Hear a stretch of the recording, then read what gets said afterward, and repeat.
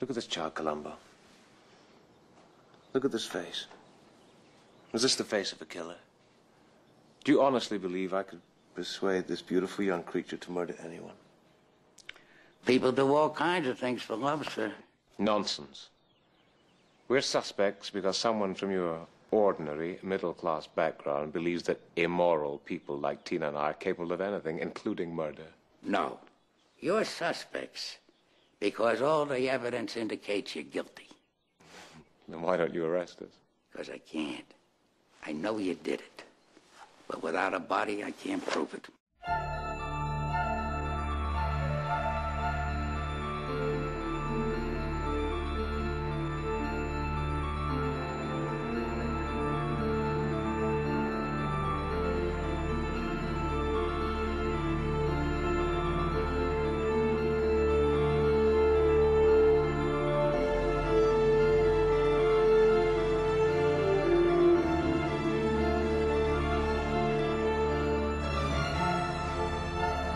Hello, Columbo fans. This is Sean. And Steve.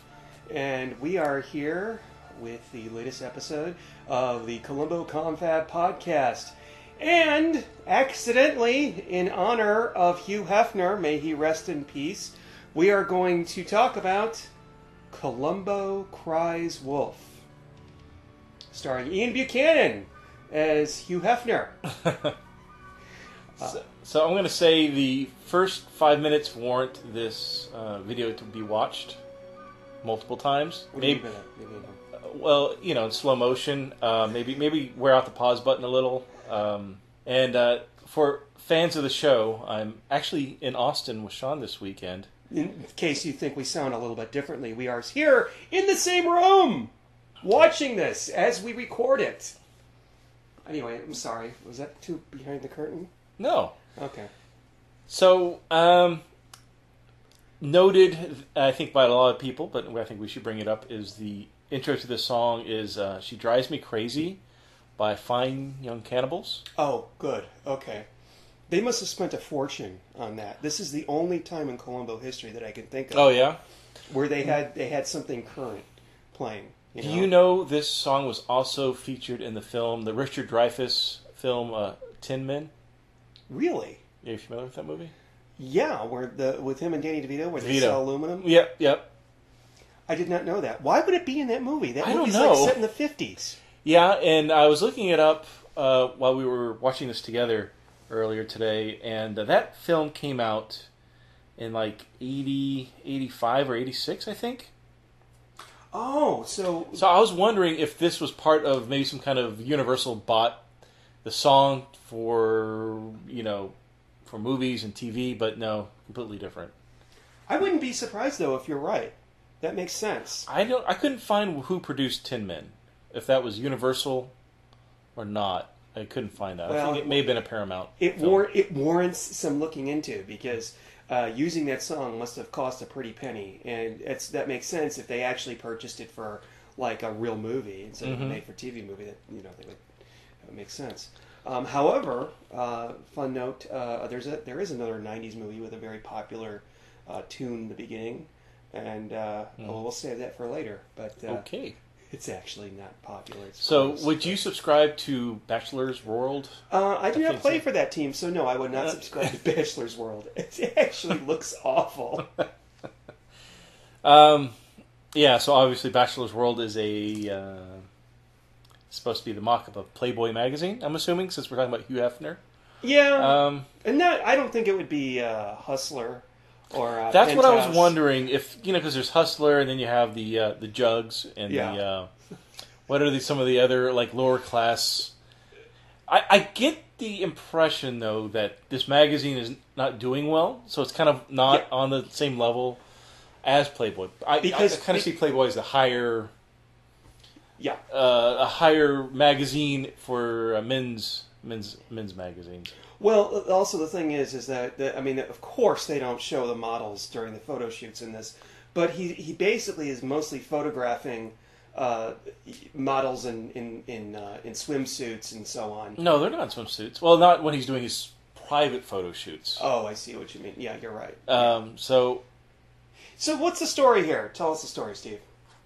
So we've got a adult magazine owner. He owns 50% or 49%. He owns 49% of the magazine, and so the setup is, and the reason I call it a setup, I think if you haven't seen it already, you'll soon find out, is that he and his business partner, which is a character called Diana Hunter. Yeah. So they get into a little spat. I guess supposedly we're led to believe that she's in love with Sean. What's his last name? Homrig?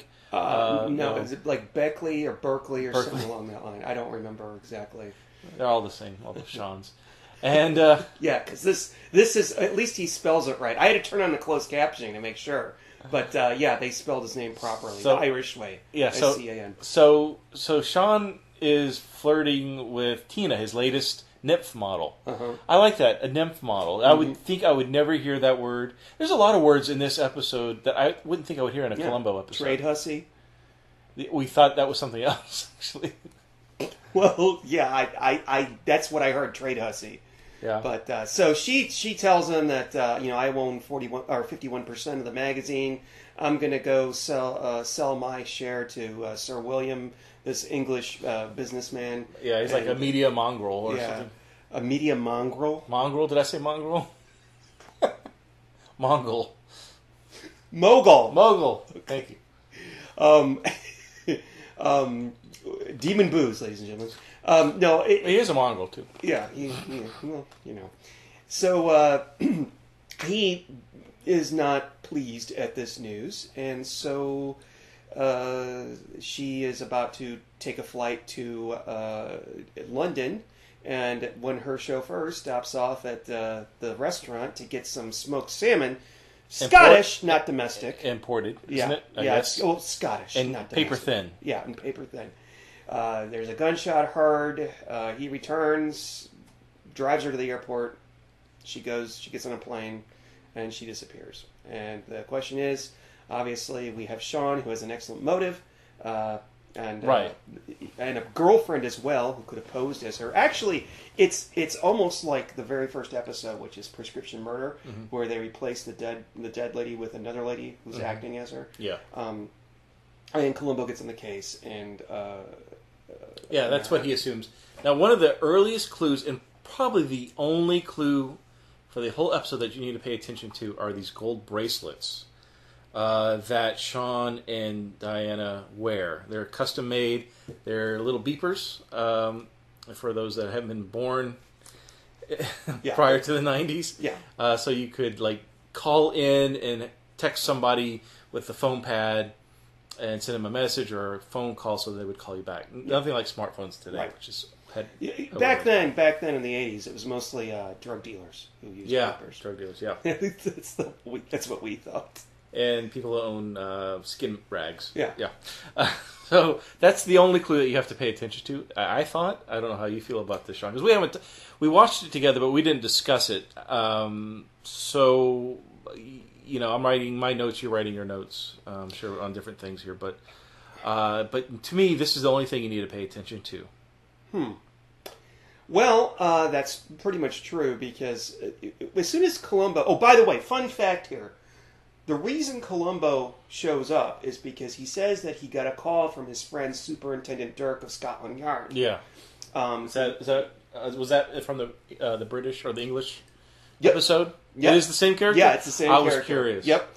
I can't remember the actor's name, but he plays Dr. Bombay on Bewitched.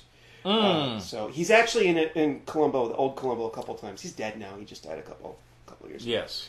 But, so yeah, that's a throwback to the 70s. And he's on this like wildfire, Columbo is. He knows that there's been a murder just like that. Like he knows instantly. And I felt very, very insecure watching this with you. Because if I was watching it for the first time, not knowing how it ends, I would be very disappointed in this. We'll get there. Because we'll talk about that, surely. Right. Okay. So, I pretty much fell in love with this episode the first 30 seconds of it beginning. Gotta admit, that's probably got a lot to do with the women prancing around in bikinis and throwing their legs in the air and stuff like that. No, there's a lot of but that. there was one scene that turned me sour almost instantaneously. It was the hip hop version of Knick Knack Paddywhack. Give a dog a bone. Who came up with that? And when did that become Columbo's theme song? Oh, I know the answer to that. That became his theme song back he in whistles the 70s. it. Well, he whistles it all the time. Yeah, the first episode he whistles it in is Any Old Port in a Storm. That's the first time we see him whistling it, and it's when he's dialing a phone to call the dead man's fiancée. Well, I thought that was absolutely horrible. I hated it, and they played it multiple times, and every time they played it, it pulled me out of the plot. And it's as if somebody was asked, "Could you make the most dated late '80s, early '90s TV movie you possibly can?" And that's what they add. Oh, it was. Yeah, I agree. I hated that as well. There was a lot of false clues, and again, we'll go over why they're false clues later, towards the end. Which is a pity, because I love clues. Yeah, you do. Yeah. Who doesn't? But there seemed to be a reason behind all the llamas and the alpacas that were in the yard of this mansion, of this Playboy mansion. Like, they point that out. Like, Columbo asks about the llamas. At one point, I thought, when they were going to look for the body for Diana, that they fed her to the llamas. I thought that's what they were going to have to look in llama poo to find her DNA. I didn't realize it until later, but at one point you realize that there are reindeer out there, and they just chain these poor animals to the ground, like they're there, as lawn ornaments or something. I'm like, I don't think that this is legal. If you have a llama and you've got 5.5 acres. Why the fuck would you want a llama? I don't know. I don't know. Like drug dealers have tigers and lions and shit. Why would you want a llama? It reminds me of Napoleon Dynamite. Right. Come, Tina, you fellard. Yeah. Well, Tina is in this. So when Columbo shows up on the scene, as like I said, at the request of Superintendent Dirk. Dirk. Uh-huh. He's on the case pretty quick in this one, which I kind of like. I like a quick setup to the murder, and I don't like waiting 30 minutes. I like a good maybe 10 minutes into the episode, and they get to it right away. But Columbo interviews both Sean and the driver. But it seems that the person that's really kind of helping Columbo out is the secretary to Diana. She ends up giving Columbo a tape because she overheard the two arguing and how she was going to sell, and but under the impression that that there was a legitimate reason for Sean to kill her. Mm-hmm. Yeah, did it bother? Okay, so I've got to ask you this. Like I said, I've watched this multiple times. It's been years and years since I really sat down and watched it, though. I watched it when it first aired on TV as a kid, being a Columbo fan and all, and I hated it. Really? Part of the reason is because there's a crime supposedly committed, and they don't show how it's done, which is outside the Columbo format. Okay, and then of course we discover, spoiler, and if you're listening to this, you must be a fan of Columbo to see this, but it turns out there's no murder at all until the last 15 minutes of the thing, or even 10 minutes of the thing. I hated that element. I didn't like being kept in the dark about how the murder was committed. Like we usually would get to see the Diane get shot and see somebody, or presumably Tina, the girlfriend, put on the clothes and all that. We get to see the whole process. Here we do not. Okay, so yeah, you're kind of left in a mystery. No, there were some other Columbo ones. What was the one with the twins? Double Shock with Martin Landau. Yeah. So you weren't real sure. You knew one of the twins committed the murder, but you didn't. You figured which. You weren't sure which one. Mm-hmm. So in a way, you did know who the murderer was. Like this one, you weren't real sure of the crime itself because you didn't witness it. But you're sure that he's the murderer. That Sean is he's the behind murderer. it. Yeah, Sean is the murderer. Yeah. He's an accomplice, or he hired an accomplice. Because we see him get on the phone and talk to somebody and say, like make it quick, or in the alley it should take 2 minutes, something to that effect. So we know that he's in on something here. He knows about it. Yeah. So. And I kept thinking early in the episode, why didn't Sean just... He's a man of wealth. Obviously, he gets around. He could probably arrange for somebody to kill. And I found that odd. Why would he risk any kind of involvement of a murder? Why couldn't he just hire a hitman overseas and he'd be completely clean of it, of the case? I would think. Well, there might be some initial suspicion, but I think that would have been easier for him in the end. Well, so like here, we're watching now. Columbo is looking at llamas, and now he's looking at butt cheeks. Nice. Okay. Oh yeah, we have to. We should mention this. There are many scenes, and quite hilarious scenes. Another llama. Where where we have Columbo in situations with these girls where he seems kind of embarrassed or flushed, or I think that's hilarious. However, I know I've said it before in this podcast. I don't like my Columbo to, be interested in sex. I know that, he's a grown man. He can do whatever he likes. Well, they're all definitely healthy. Yeah. And wasn't Peter Falk into drawing nudes? Yes. In fact, supposedly, later on he did draw nudes. But on Columbo in the 70s, he would, on breaks, he would draw pictures of the extras. Not the main actors and actresses, but the extras. He was really interested in the extras. Nude? No, not nude. Are you sure? For sure. I don't think he got into doing nudes until later. But I think this episode probably started that. So this also has for the Columbo drinking game. He actually does this thing again where he walks in on a filming or a photo shoot. That's a thing. He's always walking in on some sort of photo shoot, which he does in this episode. It shuts everything down. Yeah. Another Columbo drinking game is I've noticed this is that every time we have someone washing a car, he's interviewing them, and I can think of exactly 3 episodes, including this one, where he interviews a chauffeur washing a car. Did the chauffeur seem like he wasn't interested in helping Columbo? Like he was kind of annoyed? I don't agree. I thought he was more into it. I thought he was a very helpful man. I got the exact opposite. Wow. Huh. I did think, however, watching this again, that at one point Columbo walks into the room and he mistakes the secretary for Diane Hunter. Yeah, I thought that was a clue. Yeah, I thought that was setting her up as the killer. Yeah, that's exactly what I thought. I thought, well, maybe I'm remembering it wrong, and it's not Tina, but it's actually her. But... Well, one of the things that Sean says early in the episode, again, I thought, I guess this does piss me off about these clues that don't go anywhere.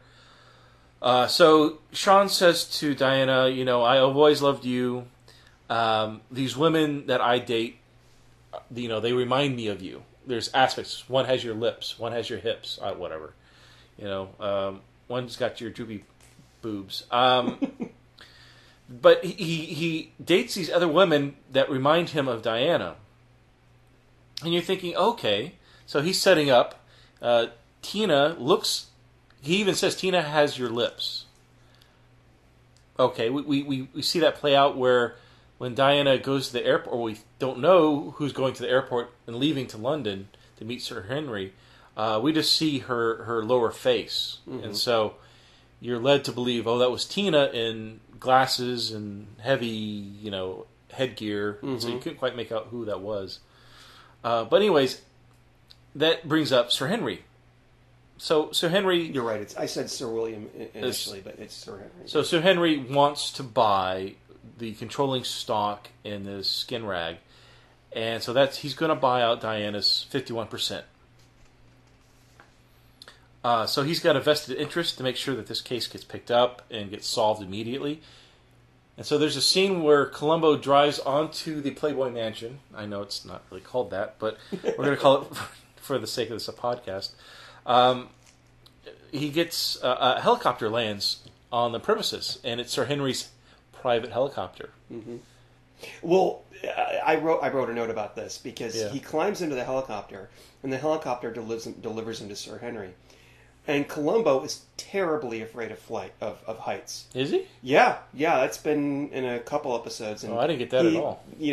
Continuity F, because he's not afraid of heights in this episode, yet he's riding in a helicopter. No, he's terrified of heights.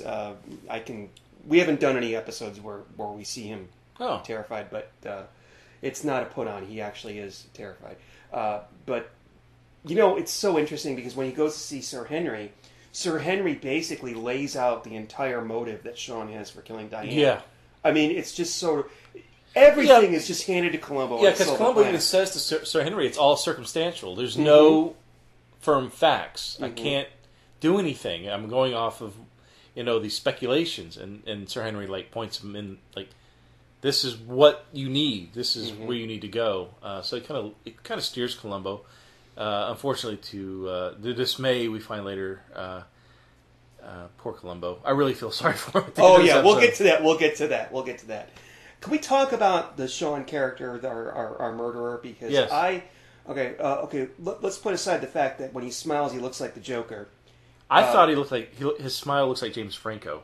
I think he might be secretly James Franco might be his love child. I have never heard of this guy before, Ian Buchanan, but apparently he's a big soap star. Yeah. I did watch a clip of Family Feud that he starred on when he was older, but of course he's older now. But he used to be a fashion model, apparently, and I guess I can see that. He's got the slim build and the devilishly handsome face.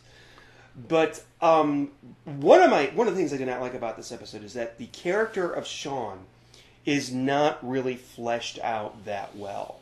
Okay, he acts like a dick, but I feel like we're not really. How can I explain this? He's a douche. He's kind of douchey, but it's almost like it's organic douchey. If he owns half of a publication like this, you'd expect him to be that way, and he just totally fulfills my expectations of what somebody like that would be like. However, he never gets annoyed at Columbo for good reason. No, he's always smiling. He's always smiling, which it does not make for good Columbo. But of course, we find out later on there's good reason for that. Yeah, because the more Columbo harasses him, and the more he's entertained by he persists about this murder, the more likely it is that he's going to boost magazine sales with a story of a murder. So I did not like that. However, by the end, you understand totally why he's acting like that. So I did not really I always enjoy getting into the character of the murderer and really, thinking about what they're like, what their background is. Here, I didn't get that. And I felt like as if that aspect of the episode was sacrificed so that we can get this, oh my gosh, clutch the pearls twist ending. So, we find out later why Sean seems to be so nonchalant about all these clues that lead to him being the murderer, at least involved in the murder. He doesn't seem overly concerned about Columbo blaming him. Mm-hmm. And he's even steering Columbo, which we find out later, in the correct direction. He's telling Columbo, I had nothing to do with it. I'm telling you, she's gone away on one of her mad vacations and she does this all the time. And so he's telling him the truth, which we're assuming at the time is he's just making shit up. Mm-hmm. Even though everything he says makes sense in a way. Well, let me ask you this, because you obviously hadn't seen this before. 20-something minutes into the thing, Columbo figures it out. Yeah. He figures out the whole thing that somebody must have been hiding in the limo, shot her, and then replaced her and put the body, hid the body. I mean, he's got it down pat. He's got everything except for proof. 20-something minutes. Well, he even tells Sean and Tina, the girlfriend, that I know you did it. Yeah. And I'm going to prove it. I just haven't figured out how you've done it yet. But you're guilty. So watching this for the first time, and not knowing, obviously, what the payoff would be, did you find that interesting? Did it make for bad Columbo, the fact that he had it all figured out in 20-something minutes? No, it confused me because, when I watch these, I don't really watch the time. Mm-hmm. And so when Columbo will bring that brown paper bag with the clues, that's usually my indicator this episode's about to wrap up. And I'm usually surprised because I'm so enthralled in the episode. I'm like, wow, they didn't feel like an hour and a half. But I was confused because he wrapped it up so quickly, and I'm thinking to myself, has an hour and a half passed? I wasn't sure. So that confused me a little. And I just assumed I was enjoying the episode more than usual, and time passed by quickly. But that was not the case, because we weren't even halfway through the episode, and he was solving the case. Yeah. Did I just hear you say you enjoyed this? Well, hold on. We're getting there. This is the 90s episode now. We're getting there. There's problems. Okay. There's problems. Okay. So one of the other clues that we find out is there's a bullet casing that's found for it's a .22 caliber. And Columbo figures out, Sean has a gun collection, and one of them is a Beretta. It's a .22 caliber Beretta, and boys' toys. As he said. And he does see that it's been fired. He smells the gunpowder, or I don't know when you smell a gun what that means. Is it like when we were kids and we had those little pop cap guns? That's exactly what I imagine it would be. Yeah, and how you just sniff the spent sulfur caps, whatever that odor was. Oh, I used to love that. I used to like that too. They don't sell those anymore, do they? I don't think so. Those were cool. Do you remember the ones that they looked like a little tiny? They looked almost like a little tiny joint, and you would take them, you could throw them on the floor, and they would pop. Those. Pop something. They don't have those anymore, do they? I've seen those somewhere. Really? Those smell good too. Yeah. Anyway, okay, I'm sorry. Let's talk about He-Man or G.I. Joe. No. So another clue is, I really don't want to call these clues. It's a setup the whole time. It's a stupid setup. Is that Diana takes her coffee black like her men, and sorry, airplane reference there, ladies and gentlemen. But that we find out that Columbo is looking at security video from LAX, and funny enough, this is pre 9/11. So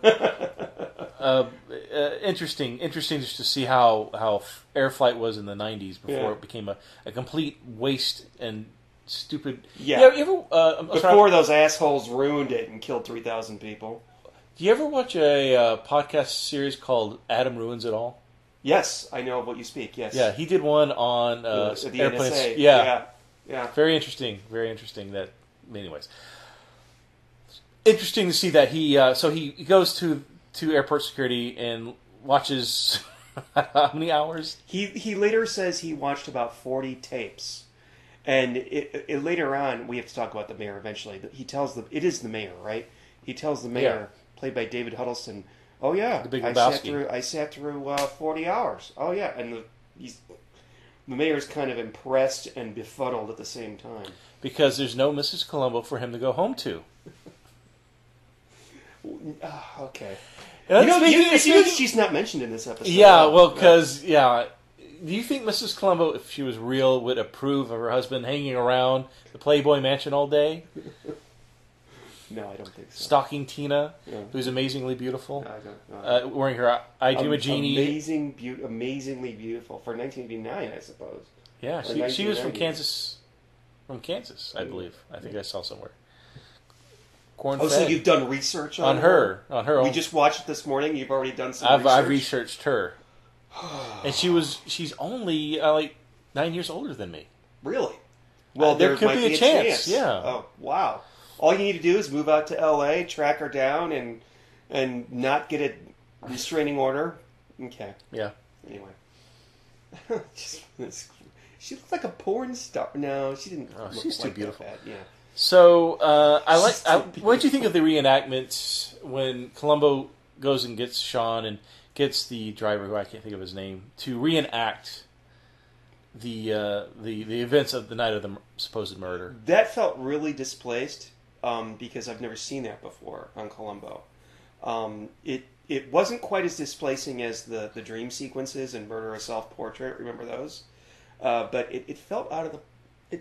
But it makes sense now why they put it in there, doesn't it? Well, yeah, he's just following up. He's he's wanting to see. Normally, he wants to see how the killer reacts to him. See if he will give him psych. Mm-hmm. I just don't understand how that happened. Hopefully, the killer will say, "Well, here's my theory," and that kind of sets them up to get to show what actually happened. Going on shopping sprees. When watching this, odd that I would think of Michael Jackson going on shopping sprees. He would do that? Yeah, with children. Well, I was like, what do you... He says, oh, you got 2 minutes in the shopping spree. He tells them as they're on the escalator. So some of them are behind him, and he's not moving, so he should move his ass or wait until they get to the top of the escalator before he announces a shopping spree. And he only gives them 2 minutes. What can you buy in 2 minutes? Jack shit. I don't know what his rules were. Like, you can have whatever you get your hands on. I don't know. Where would you go if you went to a mall? What store would you want to... What would you go to first? Oh, I know how to answer this. What? Back when I was growing up, our local mall KB was Toys. Oh, no. We had one of those. It was the Harlem and Irving Plaza, which we called the HIP Harlem and Irving Plaza. And they had a store in there called Gamer's Paradise. Oh, so it was like electronic or no? It was games? all board games and shit that is really popular now. But yeah, I suppose we have to get around. Oh, yeah, David Huddleston. I'm watching this. He plays the mayor. I see this guy and I'm like, I know this guy. I've seen him from somewhere. And then I had to look it up later on, and I found out that he plays the Big Lebowski in the Big Lebowski. Right. And he was also in Blazing Saddles. He just died about a year ago. He died. I think it was August of 2016. He looks like he's old in this. Yeah. He must have been, man, I don't know. But he looked like a walking heart attack. But that's horrible to say. So all the scenes... I know what you're going to say. That had the photo shoots, I noticed at least one of the models, the one that was just on the screen there. They were all wearing the same swimsuits. So I think this was all recorded, at least these outdoor scenes, recorded in a single day. Because they're all wearing the same bathing suit in every... And he takes pictures of the same 3 models over and over and over again. Did you notice that? Yes, they're all very attractive. So what do you think of... Another fake clue was the secretary. Why do you think they included her? And they didn't include her on the on what Sean and Diana were really doing, but they wanted to include her on listening in on the conversation. Yeah, do you think that kind was of all on purpose to support the? I mean, she's kind of a goofball, and I felt kind of sorry for the driver too. Like they really tricked all their employees. Well, yeah, I felt sorry for her because there's a scene where Columbo goes and talks to her, and she's the one that gives him a tape, or I think she actually gives him a disc. I thought it was a cassette tape. I thought it was a floppy disk. By the way, only in Columbo do people in offices record their conversations. You're right, it's a cassette. But did you notice that there was another episode like that where they record all the phone conversations? Yeah, which one was that? It was Exercise and Fatality. That's right, but they had the old reels. Oh yeah. Yeah. In this, they just used cassettes. But the way that her phone was set up, it was just a phone on the desk. How did she record it? That's impossible. There was no way. Anyway, I guess we're supposed to take it with a grain of salt. And this is, by the way, the scene where Columbo talks to her is probably literally the only time that we see Sean be a douche. Because he comes in and he says, oh, I've been beeping you for 5 minutes. What's going on? And Columbo says, well, it's my fault because I was talking to her, that type of thing. Like I said, we need more of Sean being a douche, says Sean. No, he wasn't douchey enough. Like, he needs to be more douchey. We have to hate him more. In the beginning, when we find out that she was going to sell her half of the company, I hated her. I would have killed her too. Not only is she going to financially ruin him, but she's also a real fucking bitch about it. Well, she does. Let's get to that. So, let's fast forward towards the end. Well, okay. It's not even towards the end. I would say it's about 3/4 of the way through the episode. So we get to the big shock reveal.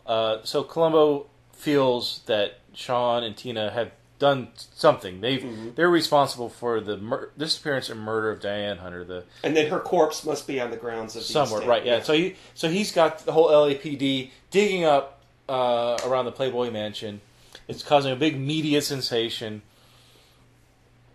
and we find out this is all planned because at one point, Columbo's talking to Sean, and Diana shows back up. Mm-hmm. She has been on vacation the whole time, and Columbo then deduces this was a setup the whole time. And this is the part where I got angry. Why were you angry? Because there's all these clues, and I'm writing in my notes these clues, and it was all for naught. It was the audience was tricked too. These Columbo episodes I like because you know who the murderer is, how it was done. It's a formula. Yeah, and then you've got to watch Columbo figure it out. And sometimes when Columbo puts clues together, it's kind of a leap of faith. You're not real sure how he got to that point where he figures how did a murderer or how he got from point A to point B, but you just trust that Columbo's figured it out and you watch him. And this whole time, everything, the llamas, the tire prints, the hairs in the limo, the bullet in the alleyway, everything, it's all lies. Well, not the llamas. The llamas weren't lies. Oh, okay. Well, those were clues. What tire prints are you thinking of? At the very beginning, when he drives through the mud. Oh, I'm thinking of another episode. Oh, never mind. I'm sorry. Thank you for listening to the Senior Columbo podcast. We watched another one last night. Sorry. But my point is that there are clues, full notes of clues here on my page that are now disregarded. There's nothing. It's all set up. It's all fake. There's no murder. So I'm gonna bring it back. I'm gonna say it's revealed that he's been using Columbo this whole time to get publicity to boost magazine sales. Right. How did that make you feel?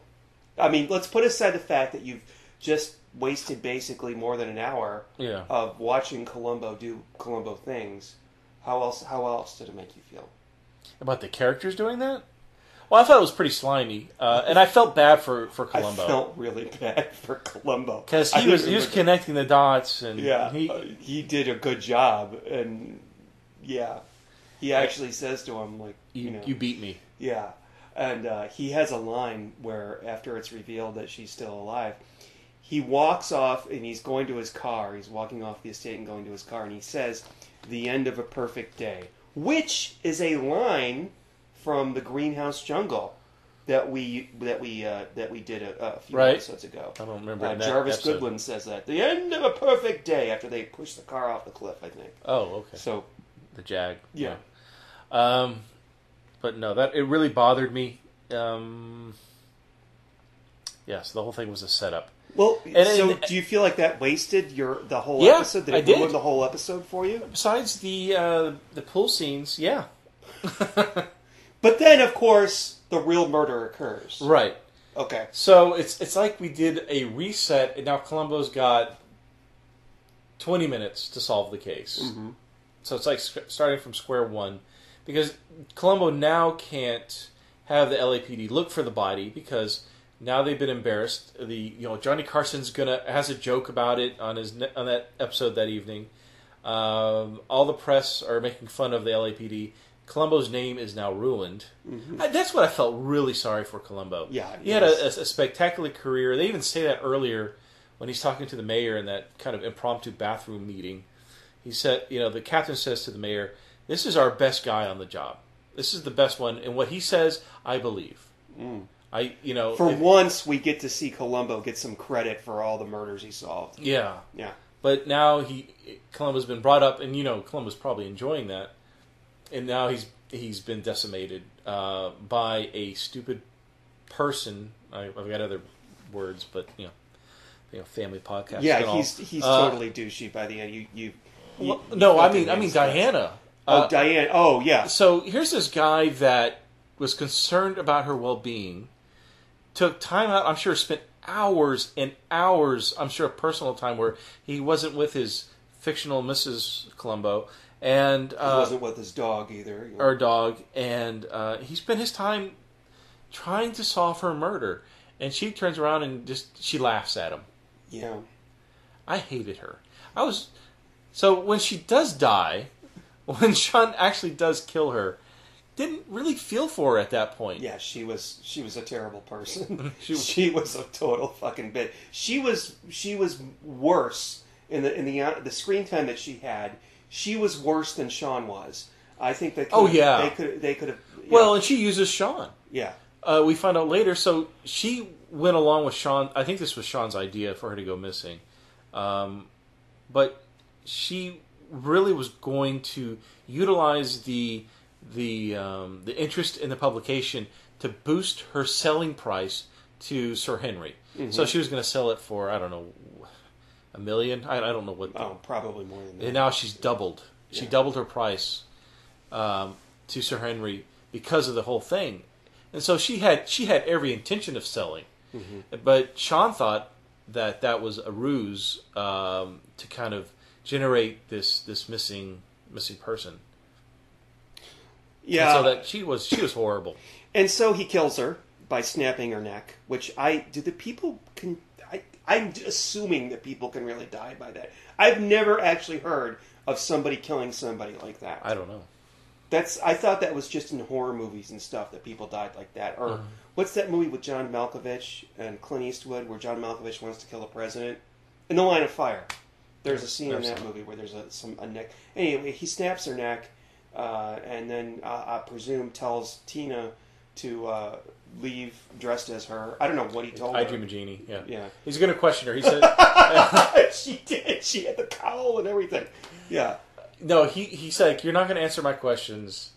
I really want you to answer, let's do it my way, but since you're not... Oh, he was a dick to her, dude. We're going to bring you in to the department and be formally interviewed. Mm-hmm.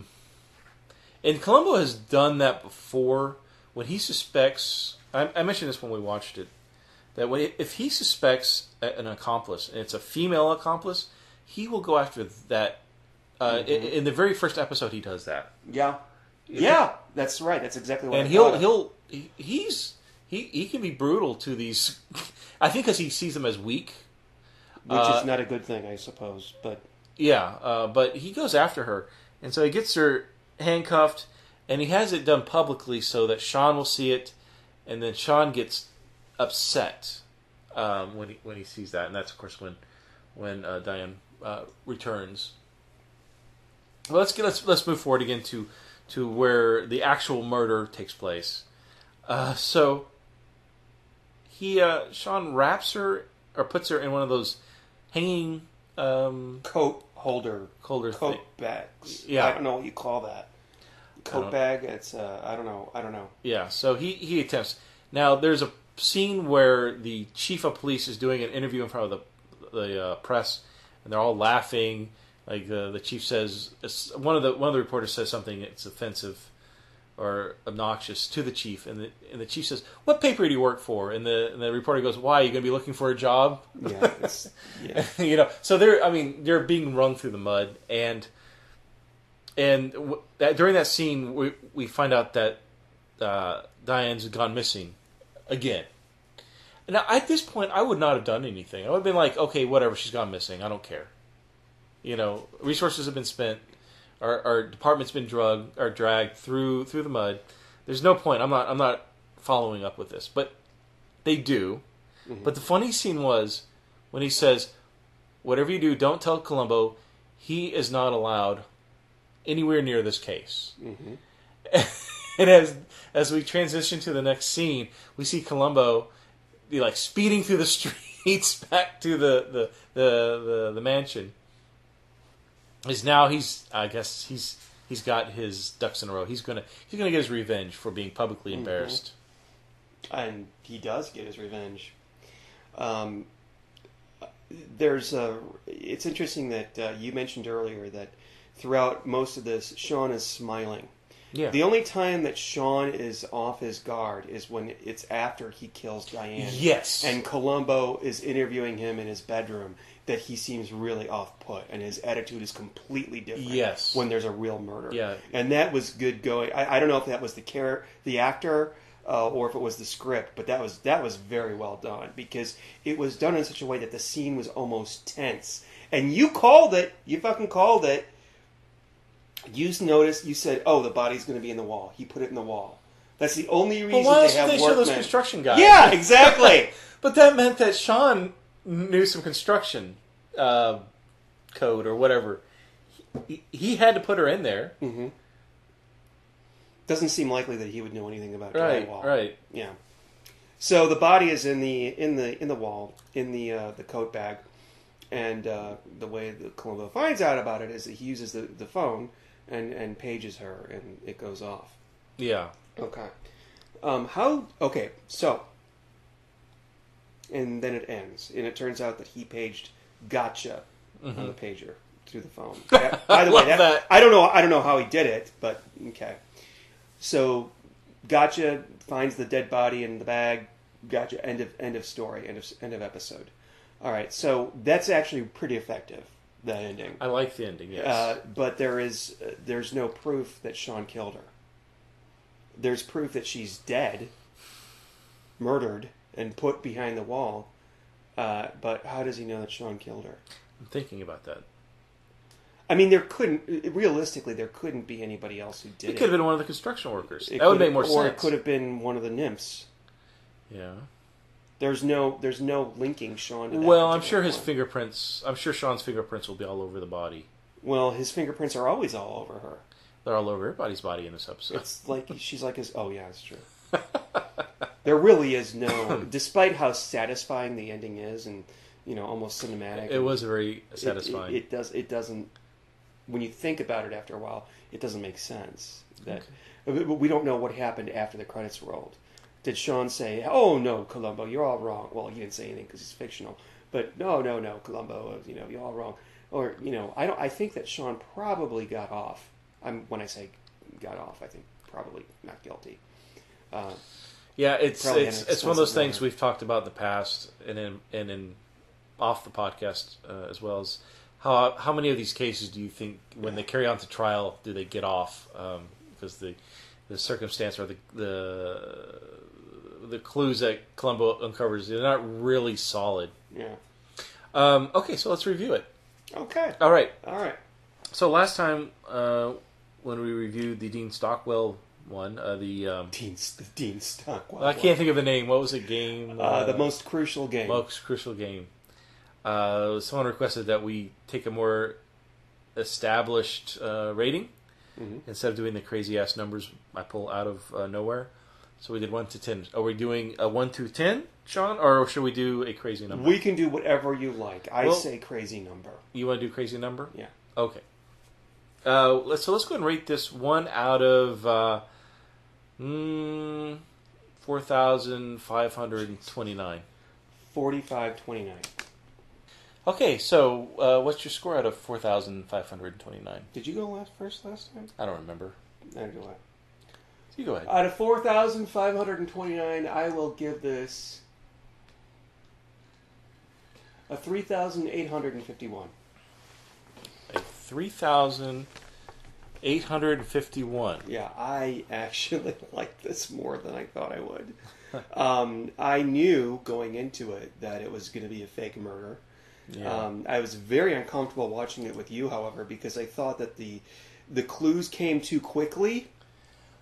And that you were thinking the whole time, this is a terrible Columbo episode. So when clues were popping up and you saw me whip out the pen and I started writing things into my notes, did you think, oh shit, he's spending too much time? No, I didn't think anything. I'm like, oh good, he's taking notes. And your notes are like not even a quarter of a page. I've got like a page and a half of notes, which are all useless now. Well, I actually mostly enjoyed this. Columbo, it's obviously a formula. When it goes off the formula and does something new, it can either be really good or it can be really bad. And we haven't seen one where it goes off the formula before. Double Shock the one that you mentioned, that's actually a good example. Yeah. But the most prominent are like Last Salute to the Commodore. Yeah, that's a good another one where we don't see the murder. But this is a prime example of that where it goes off the formula. I don't mind that. I really liked the way that this was handled. I really liked the gimmick. And it is a very gimmicky. It is extremely gimmicky.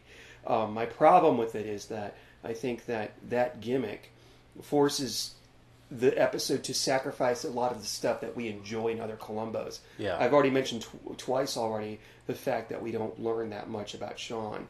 And that not that we learn much about him, but that he doesn't spend a lot of time, twirling mustaches and being a douche to Columbo. He's just, Well, you find out the whole time he's telling Columbo the truth. Yeah. He's not lying. He's telling Columbo, I had nothing to do with it.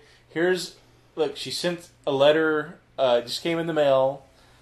Probably was from her. Yeah. He's telling her I had nothing to do with it, and he seems to be amused by Columbo the whole time. Until the end. The way he acts is completely different from other Columbo murderers, and then the reason becomes obvious later on. Of course, like I said, it's a little bit different at the end. Now, I will say that despite how much I like this, the fact that they tacked on a real murder at the end did bother me a little bit, because it's like this guy hatched this ingenious scheme to defraud everybody, and then he turns around and commits a real murder, and Columbo solves it in 20 minutes, or even less time than that. That was a little bit off-putting, despite how satisfying the end was. Because by then, Columbo really hated this guy. And this wasn't like... Oh, it was personal. It was personal. This wasn't like, Leonard Nimoy or Robert Conrad or Dick Van Dyke. This guy fucked him over really bad. Well, and let's say Diana also... Yeah. I'm sure there's other episodes where the person who's murdered is not a very particularly nice person. Oh, there's tons. This was the first time that I legitimately hated the individual. Because it's weird. You go from feeling sorry for her, she's just wanting to get away from this creep douchebag. That's your assumption. And all she's just trying to boost up the price, and she makes a fool of Columbo in the process. Yeah. She laughs at him. So that's my. But go ahead and give us your review. So my initial. I'm really curious. I think. Okay. Okay. Can I say something before you? Yeah. I think that you're going to say that this is the best '90s episode you've seen so far, at least for this podcast. Okay. So maybe not. Okay. Obviously, I enjoyed the first 60 seconds of the episode. So I'm rating it the 4,529 instantly. I love, it's one of those things I'll just watch over and over and over on repeat. Just the first 60 seconds, of course. I'm enjoying the murder. I'm enjoying the plot. But as soon as Diana shows back up, I get really upset. Okay, mm-hmm. I've been taking these notes. I'm paying attention. I'm looking at all the camera will spend more time on a certain clue or on an action like the llamas. Again, I seriously thought the llamas had something to do with the murder. I thought that they were going to find her remains in their shit or something like that. So how do you think Columbo felt? Yeah. So when she came back, I was very disenfranchised. Disenfranchised, interesting. Yeah, with the episode. Is that a right word? That's okay. I was upset. Columbo, I obviously enjoy him. We watched this show because of the character. Columbo was made a fool. I'm not happy about that. I felt like the episode was wasting my time, and then we finally see the murder, and I think, oh shit! So they hit the reset button, and now we're going to start all over, and that really bothered me a lot. But the end when Sean got his comeuppance, it was very. It felt good. Yeah. It felt really good. So I'm gonna have to. So when Diana turned back up, my score dropped down maybe into the 3 digits. maybe 400. Like literally just 10% drop. I was very upset. But by the end, it got. I'm going to raise it back up because it was a good episode. It was different, a different format. I do still feel like my time was wasted because you're trying to solve it with Columbo at this point. So I'll give it a 3,500. I think. Okay, so we both agree about this. That is. Yeah, it was a good episode, and yeah, it's my favorite '90s episode that we've reviewed together. I've seen others that I like more, but this is a really good episode. I would be interesting to watch it again for a second time, knowing what I know now, because it's kind of odd that when you first watched it, did you feel like the show wasted your time?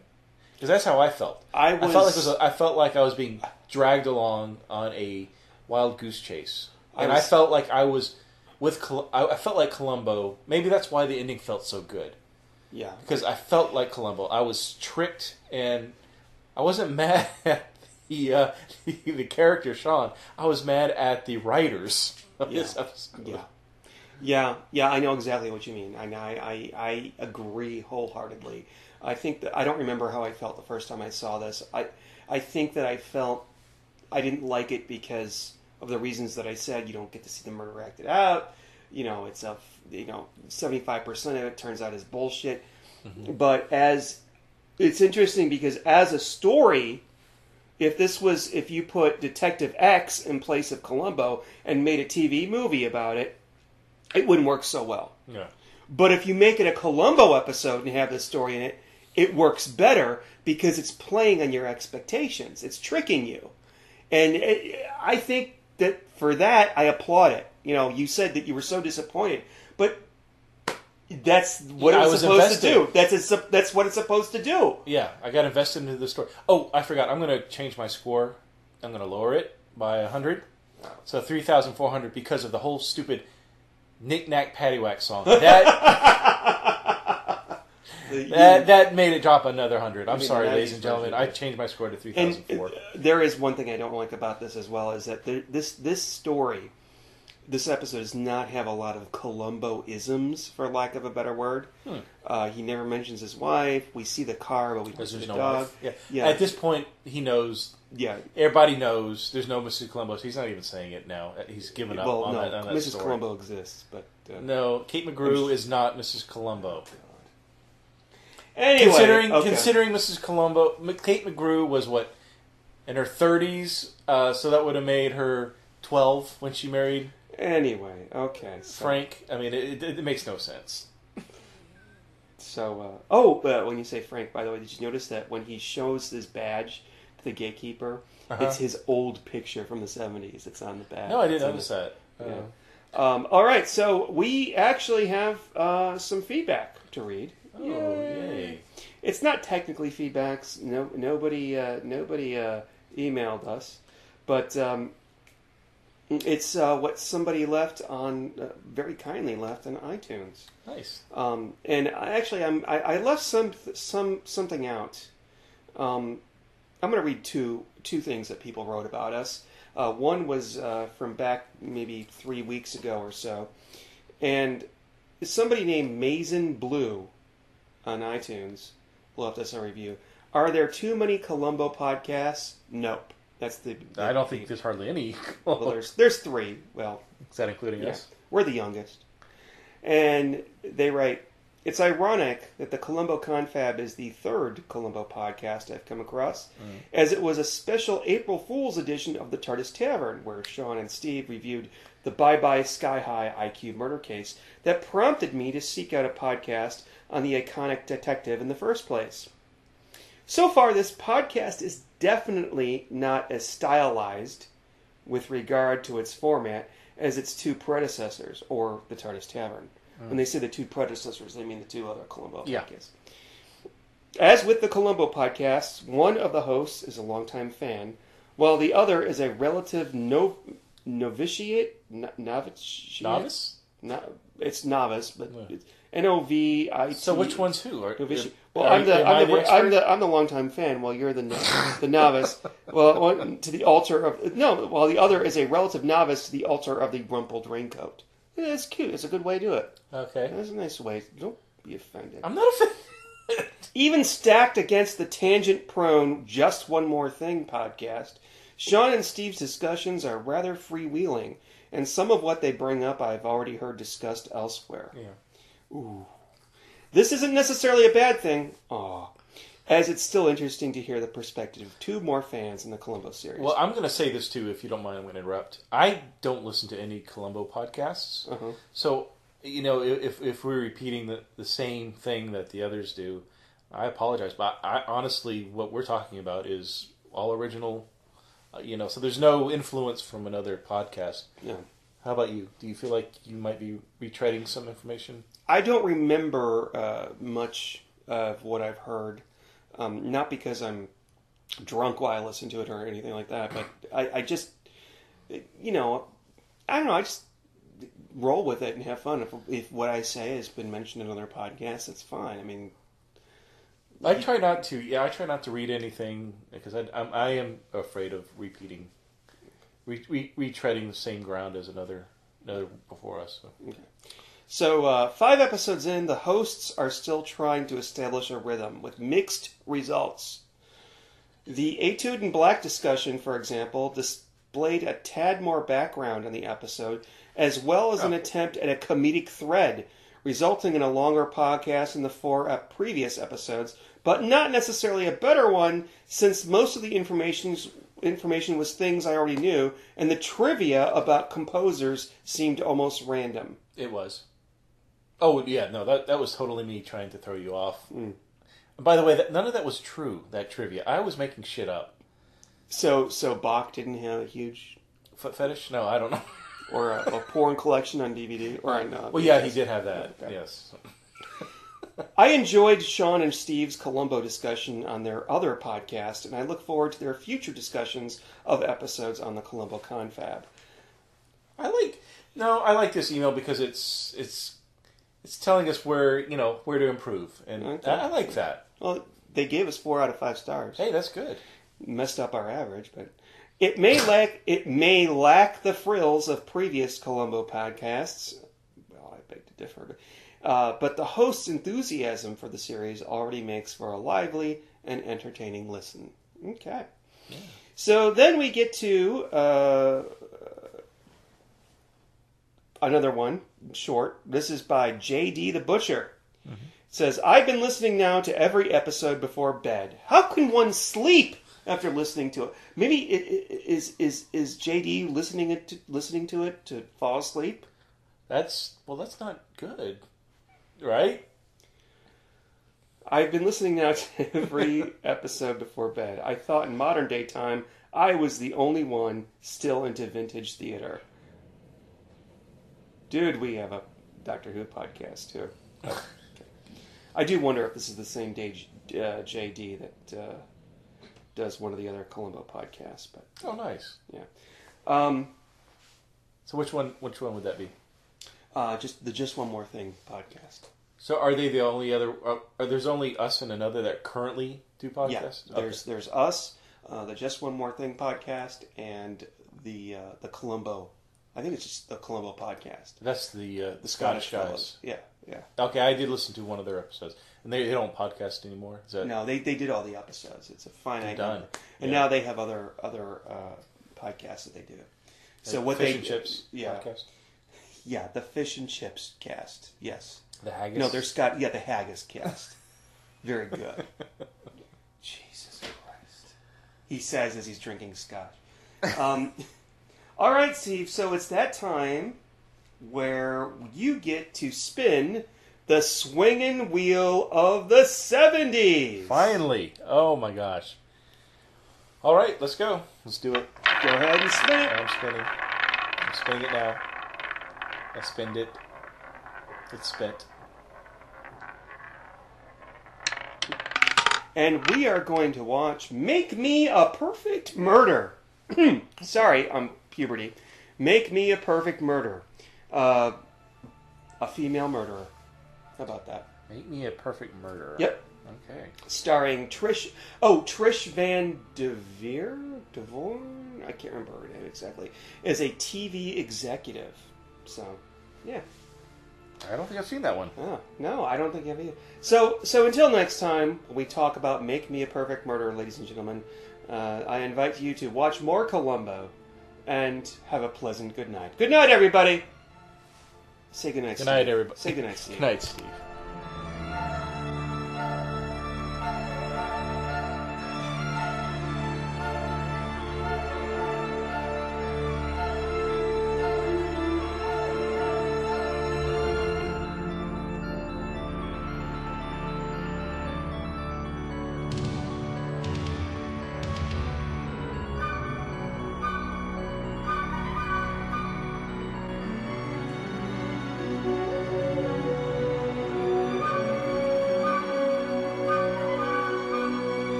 I love Columbo.